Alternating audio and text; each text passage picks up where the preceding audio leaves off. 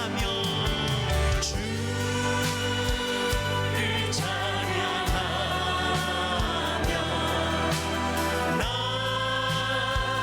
이제 고백하는 말 주를 사랑합니다. 나의 모든 것 대신 주님께 손을 높이 들고 손을 높이 들고 나 이제 고백하는 말 주를 사랑합니다. 오 거룩하신 주의 이름 거룩하신 주의 이름 주의 이름 높이 올리세. 우리 다시 한 번 더 찬양합니다. 주를 찬양하며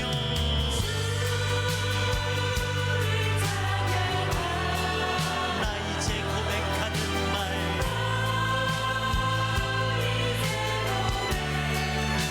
주를 사랑합니다.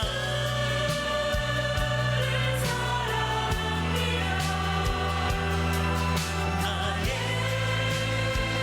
모든 것 대신 주님께 우리 온 마음을 다하여서 주님 앞에 손을 높이 들고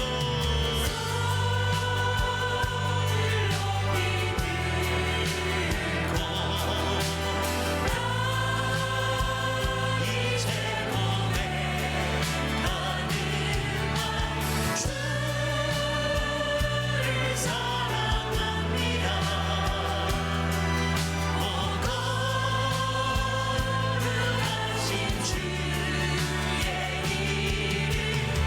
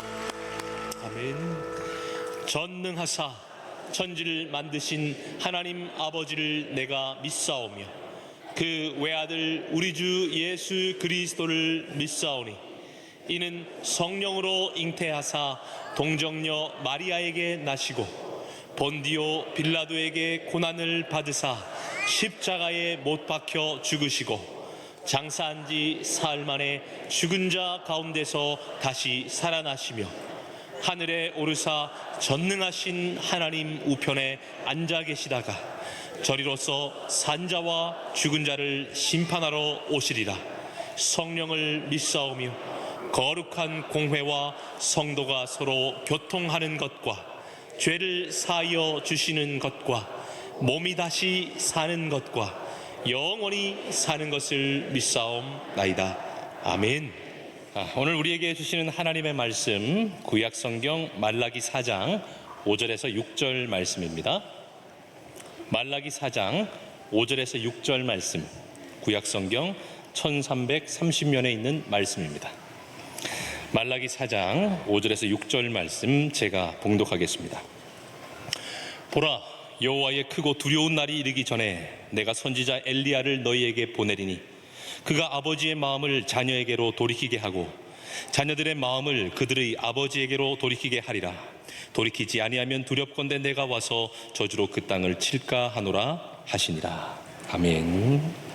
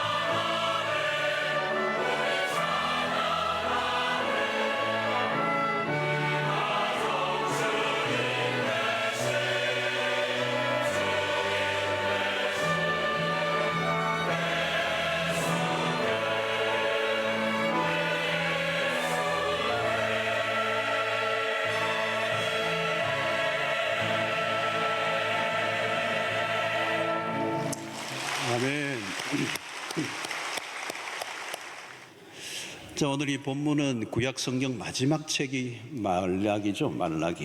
말라기에서도 마지막 구절입니다. 마지막 구절. 말라기서는 뭐 다른 데서는 인용이 별로 없는 아주 독특한 책인데요. 그 시대의 그 예언자로서 굉장히 아주 분명한 아주 그 시대를 지적하는 그런 메시지를 전하고 사라져버린 그런 선지자입니다. 이스라엘이 그 바벨론 포로 귀환 이후에 이스라엘의 회복이 생각보다 늦어지면서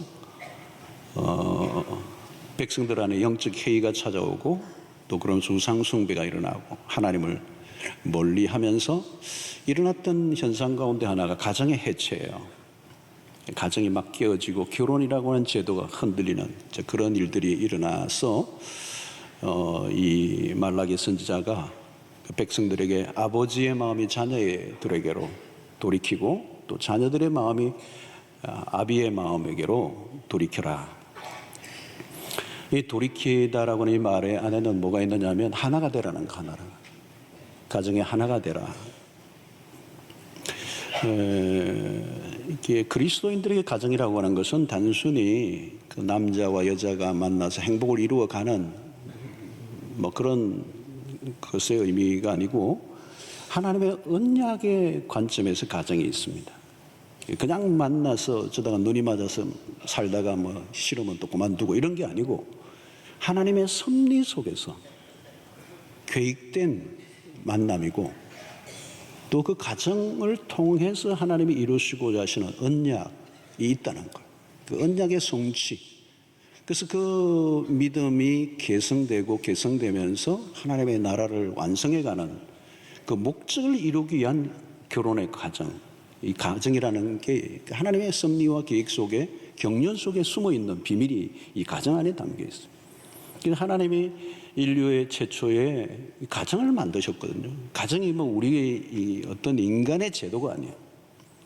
어떤 문화와 인륜에 의해서 만들어진 제도가 아니고 하나님이 제정하신 것이 가정이라는 제도. 예. 그래서 하나님이 만드신 두 기관은 딱 두 개밖에 없어요. 가정과 교회예요. 그리고 이 가정과 교회는 굉장히 불가분리의 관계를 갖고 있고 이 두 관계가 가정과 교회가 건강하게 세워져 있으면 그거야말로 엄청난 파워가, 그 엄청난 에너지가 거기서 나옵니다. 그래서 그런데 이 문제는 오늘날 이 말라기 시대도 마찬가지지만 가정이 흔들리는 거죠. 거기에는 그 중심에 하나님 중심의 그 신앙이 우상으로 옮겨지면서 그 우상 숭배 안에 뭐가 들어오느냐, 여러 가지 성적인 타락, 결혼 제도의 위기 이런 것들을 맞게 된 것입니다. 자, 여러분 오늘날 우리 사회도 보면 가정이 흔들리고 있어요. 위태위태해요. 가정이 바람 앞에 등불과 같이 촛불같이 가정이 막 흔들리는 거예요. 하나님이 가정을 주실 때는 엄청난 우리에게 선물이고 축복이고 그것처럼 놀라운 그런 비밀이 없어요. 가정과 교회에 감춰져 있는 비밀은 엄청난 거예요. 근데 이게 흔들리고 있다는 거예요. 자, 오늘 우리 가정을 어렵게 만드는 요소들이 뭔가? 우리 한국 사회를 보면, 여러분 우리 안에 들어가 보면 우리 경쟁사회잖아요. 경쟁사회. 특별히 오늘 우리의 사회 안에는 이런 물질주의적 세상, 생산성을 강조합니다. 어떤 결과를 만들어내고 또 그 결과가 돈이 되는 세상, 돈이 신이 되어 있는 세상을 살고 있습니다. 결국 그 사람이 인격이라든가 이것을 다 무시하고 일단 그 사람이 돈이 되느냐, 얼마짜리냐, 가치가 아니라 값을 매기는 세상이 되었어요. 이 경쟁사회 속에서 능력이 있으면 인정을 받고 능력이 없으면 버림을 받고. 예. 요즘 우리 흔히 갑질이라는 말이 있는데 그게 뭐예요? 그 안으로 들어가 보면 그 갑의 입장에서는 이 사람이 도구죠. 돈을 벌어내는 생산의 도구란 말이죠. 그 사람 안에 있는 인격의 존중성이라는 게 없어요. 돈을 많이 만들어내는 어떤 능력에 쓰임받는 도구가 되면 좋은 도구고 기계인 거예요. 사람에게는 발길을 함부로 하면 안 되잖아요. 사람에게는 함부로 막 댈 수 없잖아요. 물건에게는 발로 차도 되는 거잖아요. 물건 취급을 해버리는 거죠. 오늘날 이 경쟁사에 여러분 경쟁 안에는 뭐가 들어가요? 힘이 들어가는 게 파워 게임이 있는 겁니다. 왜 힘을 가지려고 하죠? 내가 다른 사람에게 지배를 받고 싶지 않은 거예요. 대신에 내가 힘을 가지면 어때요? 다른 사람을 지배할 수 있잖아요. 지배 구조예요. 지배 구조. 그러니까 내가 얼마나 많은 돈을 가지느냐의 문제는 그건 힘의 문제거든요. 힘의 문제. 자, 이런 힘의 갈등이 있는 곳에는 뭐가 찾아와요? 당연히 갈등이 찾아와요. 갈등의 구조가 오고 그 갈등 속에는 심한 압박감을 느끼게 되는 거죠. 그 압박감을 우리는 영어로 뭐라고 그래요? 여러분 그것을 스트레스라고 해요. 우리 사회가 스트레스가 굉장히 많은 사회예요. 뭐 암 원인을 뭐 다른 게 아니고 제1원인이 스트레스라고 그러잖아요. 스트레스를 받으면 아무리 좋은 걸 먹고 아무리 좋은 집에 살아도 소용이 없는 거거든요. 근데 우리 사회가 스트레스를 주는 거죠. 아이들도 입시 경쟁에 내몰리잖아요. 압박감 엄청나요. 그게 오죽하면 뛰어내리겠어요? 아이들이? 엄청난 거예요. 다른 애들은 견뎌내긴 해도 버티는 거죠. 이런 공부를 못하면 집에서도 밥을 제대로 눈칫밥 먹는 거예요. 성적이 올라야 가장들이 어때요? 가장들이 오늘날 가장에 돈을 많이 벌어와야 되는 거예요. 돈을 못 벌어오면 안 돼. 경쟁사에서 어떻게 해서라도 살아내야 되고 이겨내야 되고 돈을 벌어서 능력 있는, 그래야 능력 있는 사람은 인정받는 거거든요. 자, 세상의 문제가 아니라 그 세상의 가치와 기준이 교회, 가정 안으로도 들어온 거예요. 세상에서는 능력이 없으면 내쳐도 가정에서는 받아줘야 되는데 가정에서도 인정을 안 하는 거예요. 그 돈 못 벌으면 아침에도 뭐 자기가 알아서 밥 챙겨 먹고 출근하고 마누라 뭐 밥 처리달라 했다면 큰일 나는 거. 반찬 투정했다면 돈도 못 벌으면서 이러면 깨갱하잖아요. 여러분 IMF 때 실직하니까 이혼당하는 거예요. 그러니까 살아내야 되잖아요. 남성들이 살아내기 위해서 능력 자녀들에게 아내에게 인정받고 싶으려고 하면 막 그냥 돈을 풀어내야 되는 거예요. 능력이 없으면 인정을 못 받는 사회거든요. 그게 강한 압박감이. 이런 사회에 살아가는데 우리가 마음에 편할 날이 있습니까? 여러분, 남자의 자격을 따지는데 세상의 어떤 가치를 가지고 아내의 점수를 매기잖아요, 여러분. 이렇게 요즘 철저하게 외적인 어떤 외모를 따지는 그런 사회 속에 막 좀 허리가 굵어지고 이러면 남편이 아내를 막 평가절하하고 이러면 얼마나 스트레스, 먹을 때마다 스트레스 하잖아요. 남편이 막 핀잔을 주고 말이죠. 그 몸에 그래 더 먹나 뭐 이러고 그러면 얼마나 힘들겠어요, 여러분. 긴장감이 있는 거죠, 안에. 평가하는 거죠. 비교하는 거죠.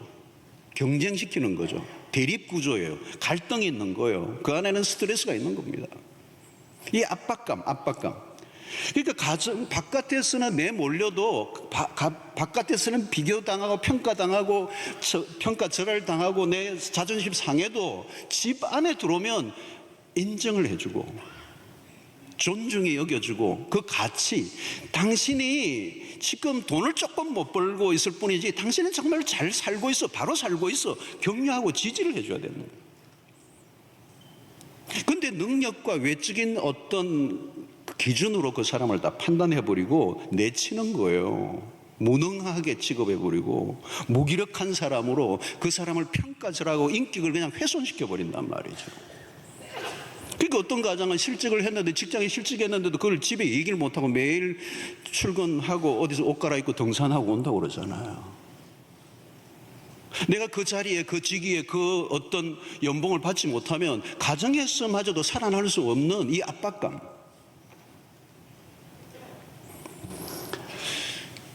그러니까 이런 이 가정 안으로 들어가지 않고 오늘날 사회는 가정 바깥으로 돌기 시작하는 거예요. 사람들이. 왜? 가정이 따뜻하지 않으니까. 가정이 우리를 품어주지 않으니까. 자, 여러분 오늘 우리 안에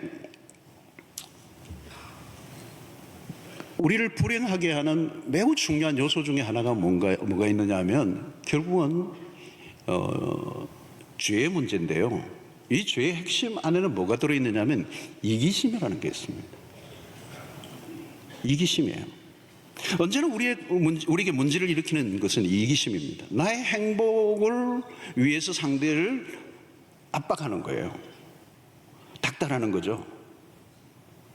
모두 내가 뭔가를 희생하고 수고를 하지만 그 안에는 반대급부를 노리는 거예요. 내가 이렇게 수고했기 때문에 이런 것을 나에게 보답해야 돼라고 하는 이런 감정들. 내가 얼마나 죽도록 가족을 위해서 수고했는데 돌아오는 게 이거야. 이런 섭섭함, 이런 원망, 이런 것들이 그 안에 있는데 그 안에 내면으로 들어가 보면 관계 갈등 안으로 들어가 뭐가 있느냐면 이기심이 있는 것입니다. 나의 행복, 나의 만족, 나의 즐거움을 위하여 이 상대가 그것을 충족시켜주지 않으면 화가 나는 거예요. 유명한 G.K. 체스터턴이라고 하는 유명한 분이 있어요. 이분에게 이 세상의 문제가 뭐냐, 거기에 대해서 글을 하나 써달라고 잡지사에서 부탁을 해서 부탁했어요. 그런데 이 체스턴이 무슨 얘기를 하느냐면 세상에 무엇이 문제인지 한마디로 말한다면 바로 나다. I am. 세상의 문제를 거슬러 올라가면 결국 뭐가 있냐면 나가 있다. 나. 문제는 나라는 거예요. 여기서 나라고 하는 것은 누군가 하면은 이기심으로, 죄의 속성인 그 이기심으로 똘똘 뭉쳐져 있는 자아중심적 나를 말하는 거예요. 나. 이 이기심으로 뭉쳐진 나가 깨어지지 않으면 행복할 수 없고 부부가 하나가 될 수가 없고 가정이 하나가 될 수가 없는 거죠. 자, 오늘 여러분 경제적으로는 진보가 일어나고 과학도 진보하는데 행복은 진보했습니까, 여러분? 다른 건 다 진보해요. 근데 진보하는 것 같은데 행복은 진보하지 않아요. 옛날이나 지금은 똑같아요. 아니, 경제적 진보에 오히려 행복은 더 후퇴해요. 왜 그렇습니까? 아무리 돈을 많이 벌고 우리의 환경이 바뀌어져도 우리 안에 있는 이 자아중심적 그 이기심이 이 이기심이 해결되지 않으면 결코 행복할 수가 없다는 거죠. 죄의 문제예요. 결국은 죄의 문제. 여러분, 사람들이 남편에게 상처받았다, 아내에게 상처받았다, 나 힘들다, 그거 들으다 보면요, 나를 힘들게 하는 것은 그 상대가 아니고 사실은 나예요. 나 중심적 나를 만족시키고 살아가고 싶은 그 욕망에서 자유롭지 않으면 이 상처라고 해서 끊임없이 가는 것입니다. 자, 여러분, 오늘 가정의 특성은 뭐냐? 편안함이에요. 하루 종일 긴장감으로 가득 차 있던 사람이라도 집에 들어오면 그 모든 긴장을, 그 무장했던 걸 다 해제할 수 있고 그 긴장감이 싹 눅눅지 사라질 수 있어야 돼요. 그런데 가정 안으로 들어가면 여전히 비교하고 평가하는 거예요. 어떤 집은요, 우리 부부 사랑방에 있잖아요. 부부 사랑방인데 부부가 같이 가서 사랑방을 막 나누고 돌아와가지고 한바탕 싸우는 거예요. 그 집 남편은 진짜 꽤 괜찮더라. 뭐 너무 매너가 좋고 막 설거지도 다 하고 부모 아내에게 그렇게 살갑게 하고, 그럼 남편이 확 화가 나요. 가서 살아라. 이제 그 다음부터 살벌해지는 거예요. 문제가 심각해지는 거예요. 여러분, 이 가정에서는 내가 부족하고 연약해도 수치를 느끼지 않아야 돼요. 여러분, 창세기의 에덴 동산에 보면 원래 오리지널한 것은 아담과 하와가 전혀 서로가 부끄러워 여기지 않았다는 거예요. 벌거벗어서나 부끄러워하지 않았다는 거예요. 이 가정이란 뭐냐? 가정 안에서는 수치심이 없는 거예요. 그게 오리지널한 것입니다. 하나님의 의도입니다. 바깥에서는 정말 내가 이 부끄러움을 주잖아요. 모멸을 주잖아요.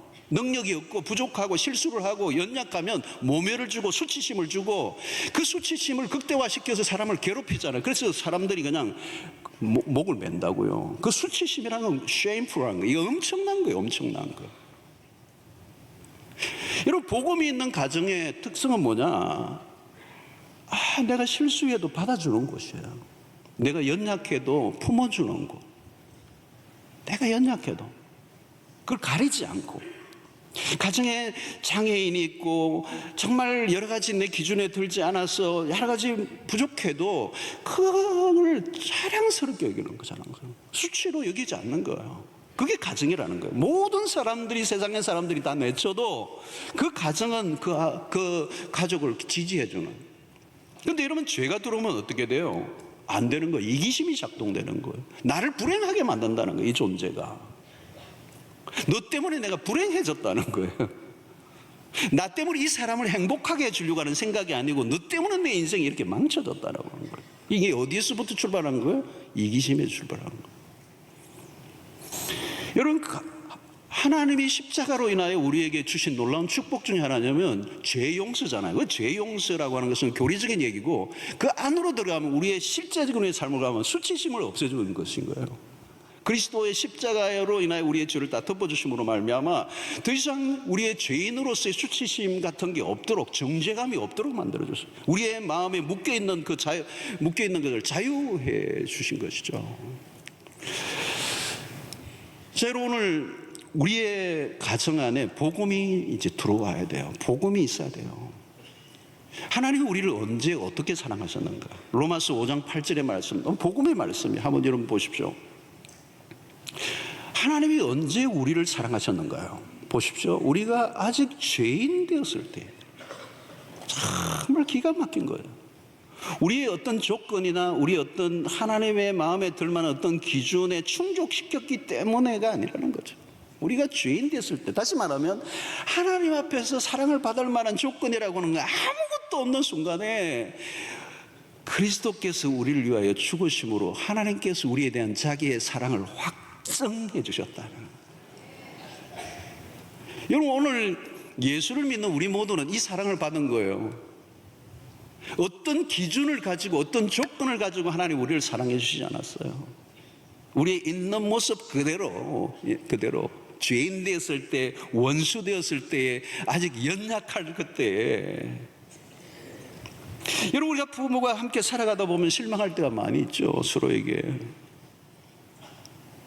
우리가 어떤 기준을 가지고 서로를 판단해요. 어떤 기대감을 가졌는데 그게 깨어진단 말이죠.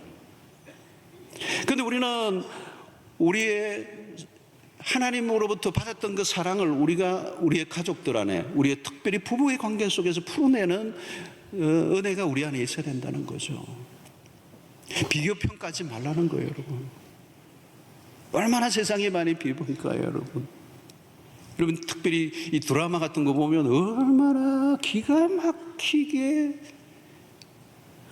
돈도 많고 인물도 잘났고 집안도 좋고 매너도 좋고 그런 사람이 있는지 난 모르겠는데 드라마에 나오는 사람들, 그런 사람들 많이 나오잖아요. 쫙 생긴 멋진 남자들. 그래가지고 뭐 결혼 기념일, 생일 이럴 때 그냥 막 장미, 백송이, 주얼리 막 기가 막힌 박스에 막 선물로 막 주는 막 멋진 분위기에 풍선 달아가지고 막 하는, 도대체 그렇게 하는 사람이. 근데 그 드라마를 다 보고 옆으로 딱 돌리면 배가 이렇게 나온 남편이 코를 골고 자고 있는 모습을 보면 외계인 같은 느낌이 드는 거죠. 당신은 사랑받기 위해 태어난 사람, 이게 안 나와요, 사실은. 택시 기사를 오래 한 분이 책을 지었어요. 아주 많이 팔렸어요, 여러 예전에. 택시 기사를 오랫동안 하다 보니까 만난 그 손님들과 대화를 하면서 느꼈던 것들, 경험했던 것들을 책으로 썼어요. 이 택시 기사가 그 글에 그려놨어요. 자기가 딱 밤늦게 딱 뒤에서 남녀가 타면 불륜인지 진짜 부부인지 금방 알게 된다는 거예요. 금방 표가 난다는 거예요. 근데 놀라운 것은 불륜인 커플인데 상대적으로 여자분에게서 그렇게 자기가 보기에는 매력적이지 않아 보이더라는 거예요. 그런데 어떻게 해서 저렇게 둘이서 빠져 있는지 공통점이 있는데, 여자 쪽이 그렇게 푸근한, 한없이 받아주는 그런 스타일들이라는 거예요. 우리가 상상할 수 있죠. 집에서 아내들이 어떤 아내들인지. 나이가 들어갈수록 거칠어지고 남성화되고 목소리도 걸걸해지고 팔뚝은 굵어지고, 남자들은 점점 여자처럼 되잖아요. 나이가 들어가면서 여성들은 좀 더 남성 호르몬이 분비되면서 점점 남성화되고 바퀴벌레도 탁 잡고 거칠어지죠. 자칫하면 한 대 맞으면 갈 것 같은. 이게 받아주지 않고 내치는 거죠. 무능한 남편이라고 내쳐버리고 세상의 기준과 비교하면서 평가하고. 여러분, 우리 안에서 나온 사랑은 한계가 있습니다. 우리의 사랑, 우리에게서 나온 이 오리지널한 우리의 본성에서 나온 사랑이 이기적인 거란 말이죠. 철저히 자기중심적이에요. 복음을 경험하고 하나님이 우리에게 주셨던 그 사랑을 경험하지 않으면, 그 사랑 안에서 그 사랑이 흘러나오지 않으면 우리는 사랑의 능력이 없어요.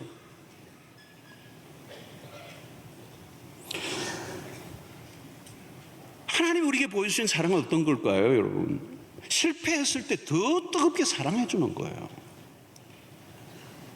사실 실패하면 내치지만, 세상은 내치지만 하나님의 복음은 뭐예요?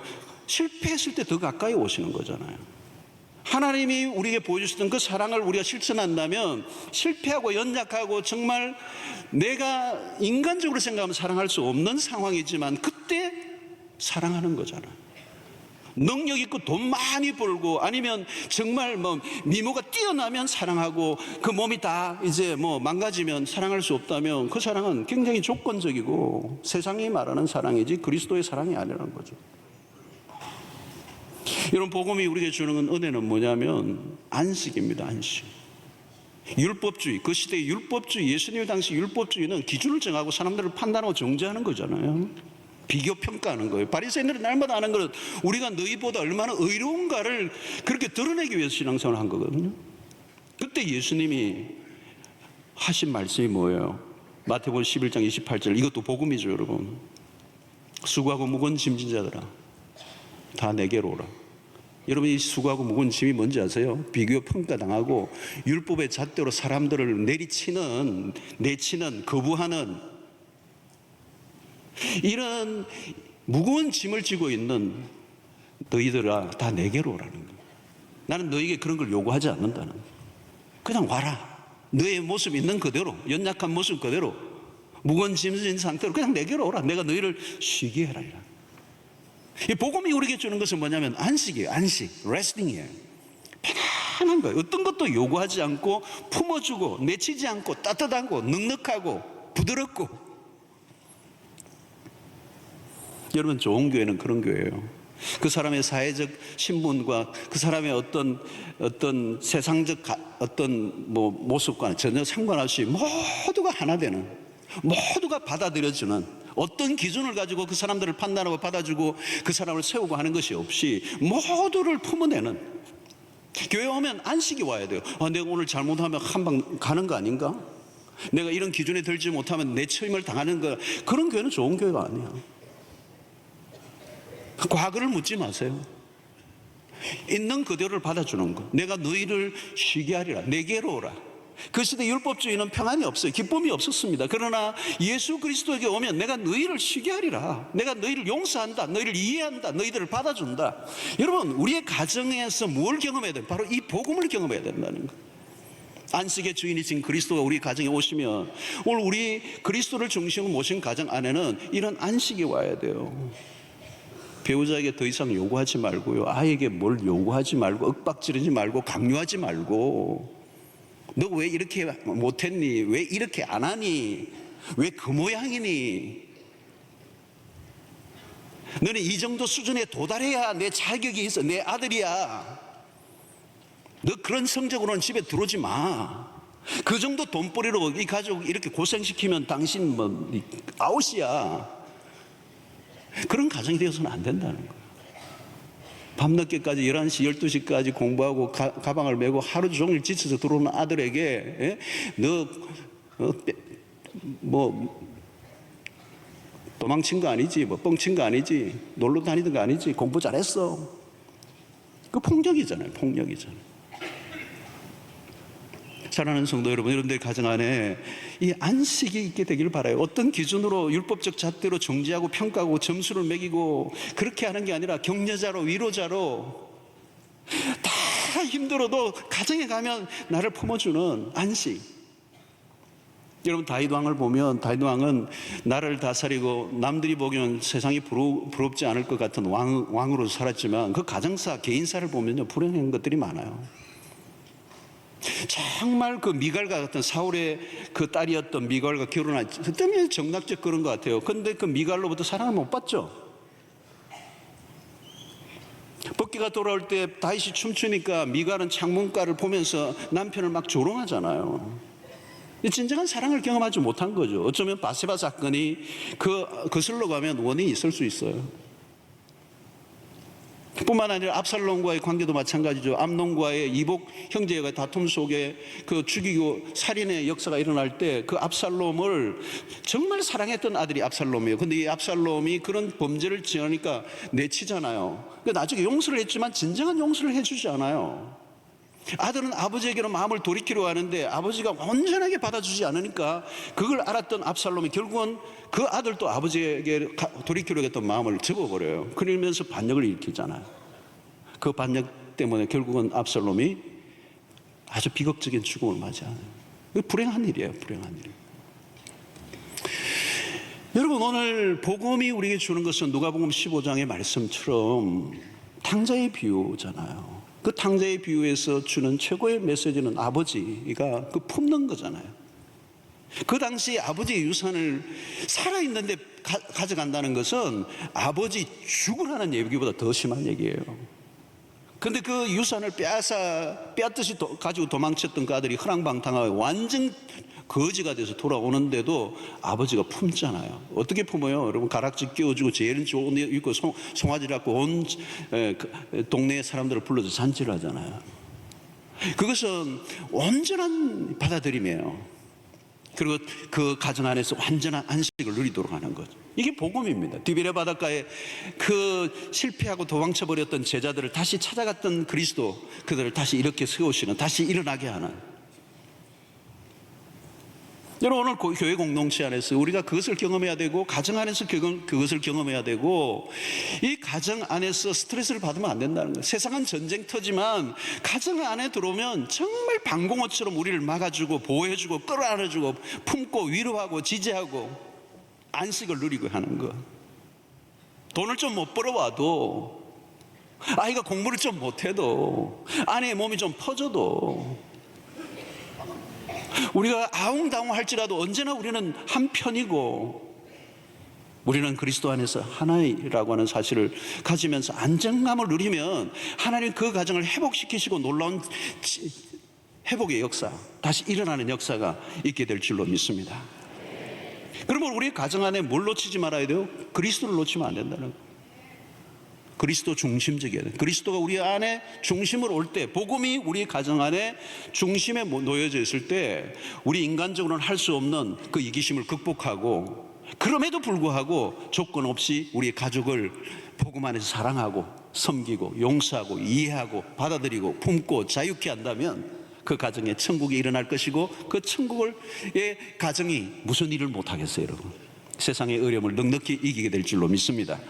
자, 이 가족들이 마음이 떠나니까 자꾸 가정 바깥으로 도는 거예요. 남편은 남편대로 돌고, 아내는 아내대로 돌고, 아이들은 아이들대로 돌고, 가정이라고 하는 그 구성은 안으로 안 들어가는 거예요. 오늘날 문제가 따로따로 놀아요. 자, 이 돌이키게 하는 일의 가장 중요한 것 중에 하나가 뭐냐면 그게 대화라는 거예요. 대화. 여러분, 사랑을 무엇으로 확인합니까? 대화로 확인합니다. 가족들의 마음이 떠나 있다는 것을 무엇을 통하여 알 수 있느냐? 대화가 끊겨 있다는 거예요. 여러분, 한 공간에 있다고 같이 사는 게 아니에요. 대화가 있어야 돼요. 여기서 대화는 그냥 대화가 아니라 의미 있는 대화. 그냥 상투적이고 일상적인 피상적인 그런 대화가 아니라 의미 있는 대화. 우리의 감정을 나누는 대화. 우리의 속 깊은 얘기를 꺼내놓는 대화. 그냥 밥 먹었나, 아니면 내일 용돈 달라, 아니면 바퀴벌레 잡아라, 이런 말을 말고. 바퀴벌레가 2번 나왔어 오늘.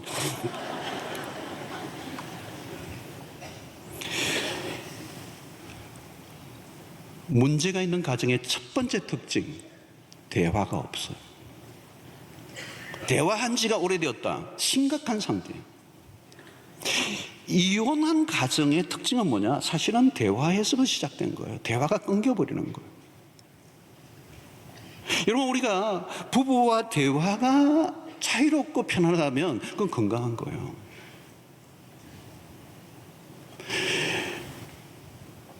오늘 부모와 자녀와의 관계도 대화가 없죠, 많이. 그 최근에 어느 일간지에 보니까 통계가 나왔는데 요즘 우리의 가정들의 하루 평균 가족끼리 얼마만큼 대화하느냐? 13분이라고 그랬어요. 근데 저는 이 13분도 평균치를 내서 그렇지 어떤 가정은 1분일지도 몰라요. 어떤 가정은 1분도 없어요. 요즘은 저 방에 있으면 카톡으로 해요. 카톡으로. 밥 먹으러 나와라. 말도 안 해. 그럼 애들은 답이 뭐예요? 동그라미 하나. 그러던 아버지는 이 사춘기를 둔 자녀들과 대화가 너무 중요하다는 특강을 듣고 너무 감동돼가 집으로 돌아가 아들을 불러가지고 아들아 빨리 나와라, 앉아라, 나 아빠하고 대화 좀 하자. 애가 평소에 안 하던 일을 아빠가 하니까 입이 이만큼 나와가지고 왜요? 대화 좀 하자. 아빠 할 말 없어요. 할 말 없죠. 평소에 안 하니까 할 말이 하나도 없어요. 이미 안테나가 다 끊겨. 얘기 좀 해봐. 할 게 없어요. 아빠 하세요. 아빠도 뭐 할 말이 없죠, 뭐. 아들만 할 말이 없는 게 아빠도 할 말이 없어. 그러니까 가만히 생각하니까 이게 아들하고 대화해본 기억이 없어요. 대화를 할 줄을 몰라. 그 대화를 해야 되겠다는 도전을 받고 적용을 해야 되는데 말이 안 나오는 거야. 머리를 걸쩍거리다가 들어가서 공부해라. 여러분, 아이들이 핸드폰, 어른들도 마찬가지예요. 그 아이들이 그런다고요. 아빠, 엄마, 그 카톡 좀 그만하고 나하고 좀 놀아달라는 거죠. 요즘 핸드폰이 문제예요, 핸드폰이. 여러분, 오늘 대화의 전제 조건은 뭐냐면 존중의 원리입니다. 존중의 원리. 애들하고 대화가 안 되는 이유도 존중이 없거든요. 리스펙트. 아이들의 인격을 존중해 줘야 되는데 존중하지 않으면 일방적이게 되고 일방적인 얘기는 잔소리예요. 그러면 아이들은 아예 안 들어요. 안 들어. 부부의 관계도 마찬가지죠. 충분하게 서로를 존중히 여겨주는 것. 자, 여러분, 사랑의 다른 이름은 뭘까요? 관심이잖아요. 관심을 가져주는 거. 그 관심은 뭘로 가져주는 거? 말로 하는 거잖아요. 당신 요즘 흰머리가 많아졌네. 관심을 가져주는 거죠. 당신 요즘 피곤해 보이네. 여러분, 대화를 하는 거잖아요. 자, 오늘 어떤 값비싼 선물보다 한마디의 말이 상대의 영혼에 꽃을 피우게 할 수 있어요. 자, 여러분, 우리 김춘수 시인의 그 꽃이라는 그것이 얼마나 유명한 겁니까? 그냥 한낱 몸짓에 불과했던 그 꽃인데 내가 그에게 다가가 그에게 말을 걸고 그에게 이름을 불러줄 때 그가 비로소 꽃이라는 존재가 살아나는 거예요. 비로소 내게 와서 꽃이 되었다. 꽃이 되었다. 말을 걸어야 되는 거예요. 그리고 의미 있는 대화를 해야 돼요. 지금 인생의 우리의 가는 길들 속에서 함께 동반자로 우리를 불러주셨던 그 하나님, 그 의도와 계획 속에서 우리가 어디에 와 있는지, 어디로 살아가는지, 제대로 사는지, 당신의 가슴 속에 있는 게 뭔지, 내가 어떤 삶을 살아야 되는지, 우리가 어떤 기도를 나눠야 되는 건지 대화가 있어야 돼요. 감정, 솔직한 감정을 나눠야 됩니다. 아무리 선물을 정기적으로 갖다 줘도 말을 안 한다면 그거는 선물이 될 수가 없어요. 선물 하나도 안 해도 말 한마디라도 그게 더 의미 있는 거예요. 물론 선물도 주고 말도 하고 그래야 되지만, 사랑하는 성도 여러분, 이 전도서 9장 9절을 보면 이런 말씀이 있어요. 내 평생, 내 헛된 평생의 모든 날. 전도서가 얘기하는 것은 헛된 세상이라는 거잖아요. 내 헛된 평생의 모든 날, 곧 하나님이 해 아래에서 내게 주신 모든 헛된 날에, 이 전도서의 주제입니다. 세상의 성공도, 부도, 권력도, 인기도, 지식도 다 헛되더라는 거예요. 어떤 쾌락도 다 헛된 거예요. 근데 하나님이 그 가운데서도 누리게 하시는 선물이 하나 있다는 거예요. 그게 뭐냐면 내가 사랑하는 아내와 함께 즐겁게 살지어다. 그것이 내가 평생에 헤아려서 수고하고 얻은 내 몫이니라. 정말 수고가 많고 헤아려 모든 게 헛되고 다 의미 없는데 그나마 그 가운데서도 내 아내와 함께 즐겁게 살아가는 그것이 수고하고 얻어 너가 누릴 수 있는 이 세상의 몫이다, 몫. 만약에 그게 없으면 진짜 아무것도 아니다는 거예요. 사랑하는 성도 여러분, 가정의 가장 핵심은 부부의 관계예요. 성경적 논리는 부모가 아니에요. 부부예요, 부부. 이 부부가 건강해야 돼. 그러면 자녀의 문제 자동적으로 해결돼요. 부모와의 관계도 자동적으로 해요. 모든 관계의 기초, 핵심, 원로는 부부의 관계에 있어. 오늘 여기 솔로몬도 그 얘기한 거예요.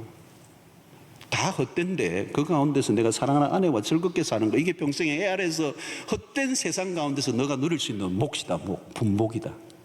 이거 놓쳐버리면 안 된다는 거예요. 이거 놓치면 큰일 난다는 거예요.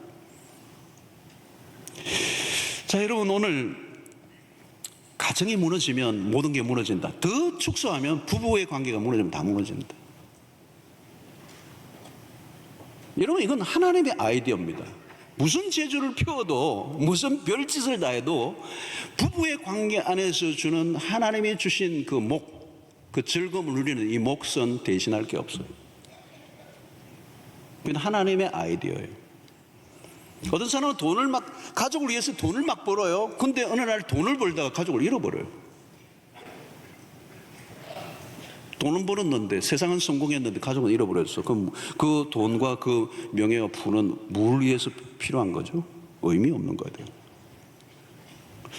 자, 여러분, 오늘 한국 사회에 참 이 가정이 흔들리고 뭐 불륜공화국이라는 얘기도 하고, 이거는 여러분, 이거는 부부의 관계가 깨어졌다는 얘기고, 이것은 부부의 관계로 깨어진 게 아니라 자녀의 다음 세대에 영향을 주는 것이고, 결국 이것은 우리의 사회 전체를 흔들어 놓는 것이죠. 여러분, 로마의 거대한 로마 제국이 무너진 것은 딴 게 아니에요. 가정의 부패예요. 도덕적 타락이 가정 안에 들어왔고, 그게 부부 관계 안에 일어났기 때문에 결국은 깨어진 것입니다. 오늘 우울증과 자살 통계 무엇을 말해줍니까? 사회적인 구조적인 문제도 있지만 본질적인 것은 가정의 문제예요. 가정 안에 복음이 다시 돌아와요. 가족 관계의 회복이 일어나야 됩니다. 결국은 세상의 기준을 가지고 평가하고, 능력이 없으면 무능력자로 낙인을 찍어버리고, 가정에서도 도태시켜버리고 인정해주지 않고 무시해버리면 그 가정 안에 뭐가 들어온 거예요? 우상이 들어온 거예요. 돈이라고 하는, 만몬이라고 하는, 세상의 힘이라고 하는 우상이 들어온 거예요. 그 우상의 자리에는 하나님이 없어요. 하나님이 빠져버린 그 가정에 남아있는 것은 뭘까요? 이기심밖에 없어요. 자기 자신의 행복만을 추구하는, 자기 몰입, 나르시즘에 빠지는, 자기 행복밖에 없고 자기 행복에 수단화시키는, 자기 행복에 충족을 해주지 않는 모든 인간은 그냥 X로, 아웃으로 시켜버리는 이 구조로 빠져버리고 간다는. 사랑하는 성도 여러분, 이 세상이 힘들어요. 세상이 정말 치열해요. 경쟁사예요. 불꽃 튀겨요. 그 속에 수없는 사람들이 이 기계같이 돌아가는 이 세상의 문명 속에 사람들은 오늘 지쳐서 우울하고 지쳐서 상처를 입었어요. 오늘 여러분 사회가 갑질 얘기를 많이 하지만 갑질이 없는 데가 어디 있어요, 여러분? 들어가 보세요. 갑질이 없는 데가 어디 있어요? 다양한 방법으로 갑질이 있어요. 힘이 없으면 정말 억울한 일들이 한두 가지가 아니에요. 돈이 없으면 무시를 당하는 세상이에요. 근데 가정에서마저도 그런 모습을 보인다면 도대체 우리는 어디로 가야 되는 거예요? 오늘 우리는 다시 가정으로 돌아가야 되고요. 그 가정에 복음이 들어와야 되고, 어디에서도 느낄 수 없는 그 하나님의 사랑을 부부의 관계 속에서 느껴야 돼요. 그 부부는 정말 사랑하라고.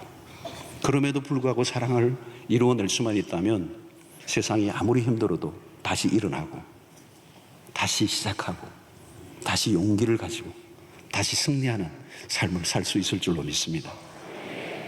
여러분, 남편은 아내에게로, 아내는 남편에게로 다시 그 마음을 기울이셔야 돼요. 그리고 우리의 자녀들에게, 그리고 자녀들은 아버지에게로 그 마음을 돌이켜 우리 모두가 하나가 될 때 하나님의 언약을 이루는 언약의 공동체로 우리 가정이 쓰임받는, 그리고 그 안에서 우리가 참된 안식과 평안과 사랑과 행복을 누리는 은혜가 있게 될 줄로 믿습니다. 기도하겠습니다. 하나님, 우리에게 주신 이 가정, 하나님의 뜻 안에서, 하나님의 섭리 안에서 아름답게 이루어져 가게 하시고, 세상의 문화와 그 가치와 기준에 힘올려 우리의 가정마저도 하나님 분해되는 이런 위기를 우리가 극복하게 하시고, 복음 안에 승리하는 우리 가정들 다 되게 하여 주시옵소서. 예수님 이름으로 기도하옵나이다. 아멘. 이전에 우리 주 예수 그리스도의 놀라우신 은혜와 하나님의 크신 사랑과 성령의 교통하심이 흔들리는 이 가정, 이 위기의 시대 속에 하나님의 언약의 가정으로 지켜내며 복음 중심으로 하나님 우리 가정이 참된 안식과 평안과 자유를 누리며 세상 속에 하나님의 가정이 얼마나 놀라운 것인가를 드러내며 하나님의 언약을 이루는 그 가정을 이루기로 결단하고 돌아가는 주의 백성들 무리 위에 지금부터 영원토록 함께 있을지어다. 아멘.